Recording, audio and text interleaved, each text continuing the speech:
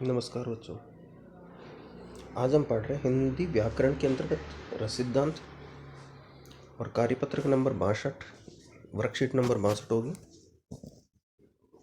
हमारा विषय होगा रस। अब हम रस के बारे में जानेंगे। जब हम किसी कविता, पाठ, कहानी या नाटक उपन्यास को पढ़ते हैं, उसके बाद जो हमें अंतर्गत, हमारे हृदय के अंतर्गत जो हमें महसूस होता है और जो एक आनंद की अनुभूति होती है, उसी को रस कहा गया। यानी जो हमारे इमोशंस हैं, उन इमोशंस को ही हम रस कहते हैं। कहीं पर किसी बच्चे को हम पीड़ता हुआ देखते हैं, हमारे मन के अंदर एक दया का भाव आता है और दया से हमारे अंदर एक करुणा आती है, बच्चे के प्रति एक ममत्व आता है। वो दया के उपरांत जो एक करुणा आती है, वो करुणा करुण रस है। यही रस है। ठीक है बच्चों।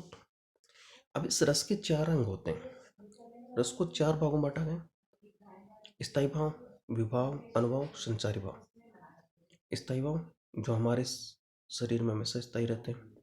विभाव जो विभक्त होकर के निकलते हैं। अनुभाव जिसको अनुभव करते हैं।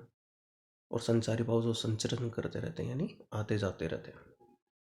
स्थायी भाव ये भी भाव है जो मन में स्थायी रूप से स्थापित रहते हैं। इन्हें किसी अन्य भाव के द्वारा नष्ट नहीं किया जा सकता।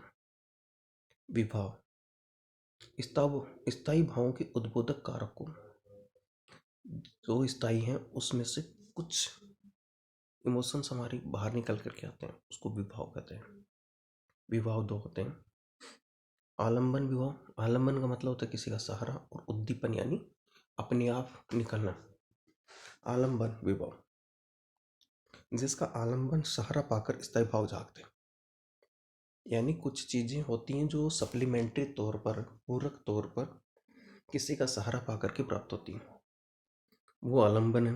और एक होता है उद्दीपन जो स्वतः ही अपने मन के अंतर्गत या शरीर के अंतर्गत उद्दीप्त होती रहती है, जगती रहती हैं। उद्दीपन का मतलब होता है जगना। उनको उद्दीपक विभाव कहते हैं। इनके 2 भाव हैं: आश्रय आलंबन यानी सहारा लेकर के, और विषय आलंबन जो विषय के अंतर्गत आलंबन होते हैं, वो। जिसके मन में भाव जगे वह आश्रय आलंबन। जिसके कारण मन में भाव जगे वह विषय आलंबन।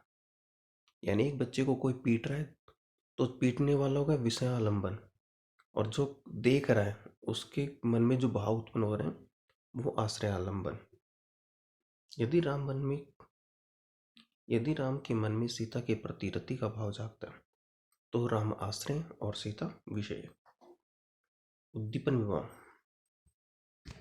जिन वस्तुओं और परिस्थितियों को देखकर स्थायी भाव उद्दीप्त होते हैं यानी जगते हैं, उनको उद्दीपन का विभाव कहते हैं। चांदनी, कोयल, कुंजन, एकांत स्थल, रमणीय उद्यान, नायक नायिका की शारीरिक चेष्टाएं आदि उद्दीपन है। अब हमारे प्रश्न स्टार्ट होते हैं।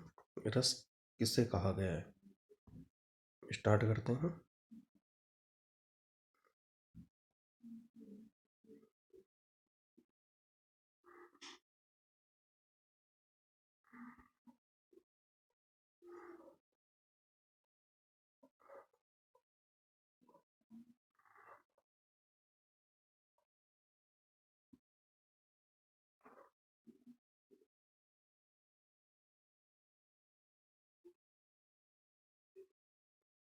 पहले प्रश्न का उत्तर।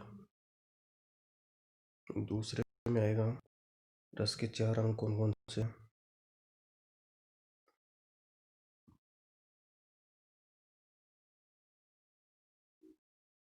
दूसरे का उत्तर इसी प्रकार। तीसरा है स्थायी भावों की संख्या कितनी है? 33 है। इसमें दिया गया होगा स्थायी भाव 9 है और संचारी भाव 33 है।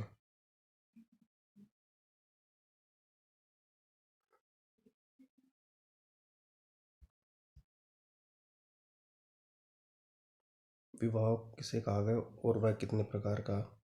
विभाव 2 प्रकार के होते हैं: आश्रय और उद्दीपन।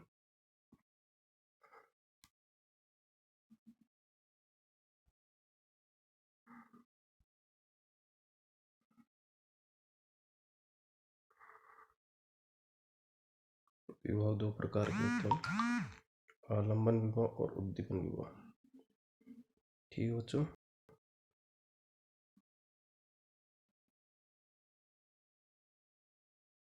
आश्रय और विषय से आप क्या समझते हैं? ये बहुत ही लंबा प्रश्न होगा।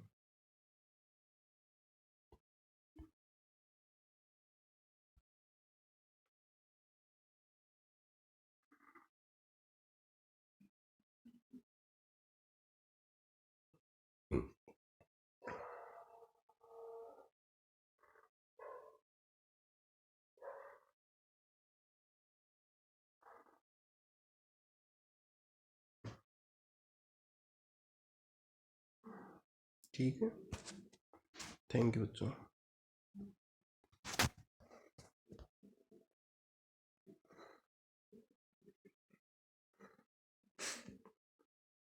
गतिविधि एक्टिविटी है, रस के बारे में जानकारी एकत्रित करके इसके बारे में बातचीत कीजिए।